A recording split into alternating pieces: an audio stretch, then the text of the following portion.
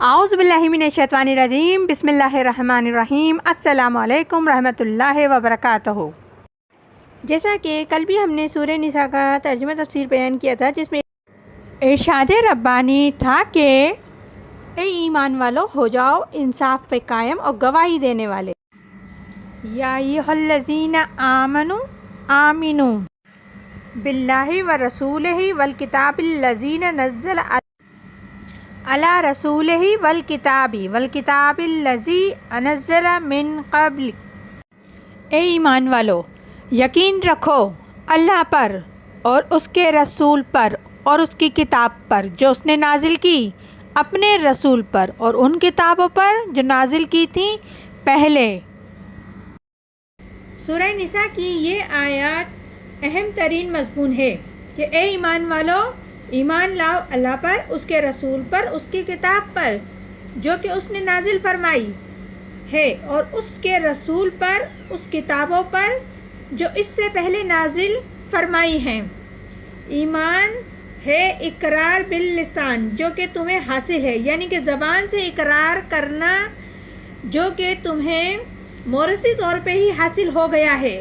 مسلم گھرانے میں پیدا ہوئے ہیں تو ایمان مل گیا، یا جس وقت پورا قبیلہ ایمان لا رہا ہے اس میں کچھ کچے ایمان والے بھی تھے، کچھ پکے ایمان والے بھی تھے، سو کلمہ سب نے پڑھ لیا تو ایمان کا ایک درجہ تو انہیں حاصل ہو گیا، یہ قانونی درجہ بھی ہے۔ جس نے زبان سے کلمہ پڑھ لیا وہ مسلم ہے، لیکن کیا وہ حقیقی مسلم ہے؟ حقیقی ایمان لے آیا؟ نہیں، حقیقی ایمان یعنی قلبی ایمان ہے۔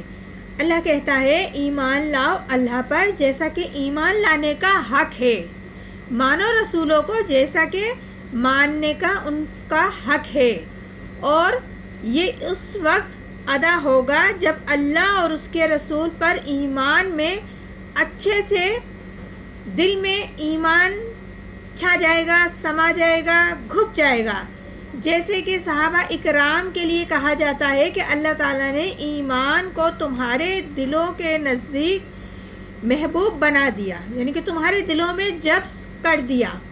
کچھ لوگوں کے لیے فرمایا کہ اے نبی یہ جو لوگ دعویٰ کر رہے ہیں کہ ہم ایمان لے آئے ہیں تو ان سے کہہ دیجئے اگر تم ہرگز ایمان نہیں لائے ہو، اگر تم ایمان لائے ہوتے تو دل سے ایمان لاتے، ہاں یوں کہہ سکتے ہو کہ ہم مسلمان ہو گئے، ہم نے سرخم تسلیم کر لیا، اطاعت قبول کر لی، لیکن ابھی تک ایمان تمہارے دلوں میں داخل نہیں ہوا۔ تو اصل ایمان وہ ہے جو دل میں داخل ہو جائے۔ اس آیت میں روئے سخن منافقین کی طرف ہو رہا ہے، کیونکہ وہ ایمان تو لے آئے تھے لیکن وہ ایمان نہیں تھا۔ آگے ارشاد ربانی ہے وَمَن يَكْفُرْ بِاللَّهِ وَالْمَلَائِكَةِ وَالْكِتَابِ وَرَسُولِهِ وَالْيَوْمِ الْآخِرِ فَقَدْ ضَلَّ ضَلَالًا بَعِيدًا۔ اور جو کوئی انکار کرے گا اللہ کا اور اس کے فرشتوں کا، اس کی کتابوں کا، اس کے رسولوں کا اور قیامت کے دن کا، وہ گمراہ ہو گیا اور گمراہی میں ڈوب گیا۔ تو اس آیت میں رب العزت بتا رہے ہیں کہ جو شخص بھی انکار کرے گا، کفر کرے گا اللہ کا اور اس کے فرشتوں کا، اس کی کتابوں کا اور اس کے تمام رسولوں کا، یا کسی رسول کو مان لیا کسی رسول کو نہیں ماننا، ایسا نہیں، اگر رسولوں کو ماننا ہے تو جتنے رسول ہیں سب پر ایمان لانا ہے، سب کو ماننا ہے کہ یہ اللہ کے رسول ہیں۔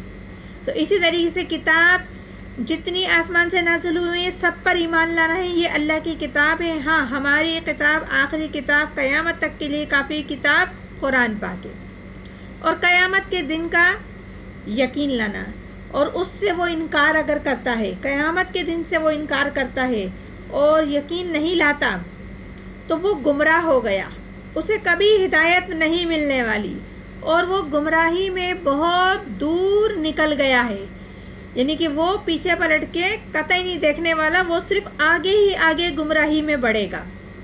تو یہ سورہ نساء ہے جس کی ابھی ہم نے ایک آیت کا ترجمہ تفسیر و خلاصہ بیان کیا. انشاءاللہ تعالیٰ آگے بھی مزید کرتے رہیں گے. پروردگار عالم ہم سب کو قرآن پاک صحیح طریقے سے پڑھنے، سمجھنے اور عمل کرنے کی توفیق عطا فرمائے. آمین ثم آمین. جزاک اللہ.